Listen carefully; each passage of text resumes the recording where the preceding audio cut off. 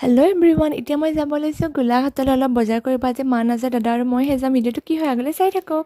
আমি পাই গ'লোহি town. First আমি আহিছোঁ চেণ্ডেল কিনিব। ইয়াত ডেইলি ৰাইফিউজৰ বেলেগ বেলেগ চেণ্ডেল দেখাইছে, কিন্তু কি কিনো মই কনফিউজ। ফাইনেলি এযোৰ কিনি ল'লোঁ। তাৰপাছত আহিলোঁ আমি বেলেগ এখন দোকানলৈ। ইয়াতে ভাল ভাল পাম্পছো আছিলে, তাৰ পৰা মই এযোৰ কিনি ল'লোঁ।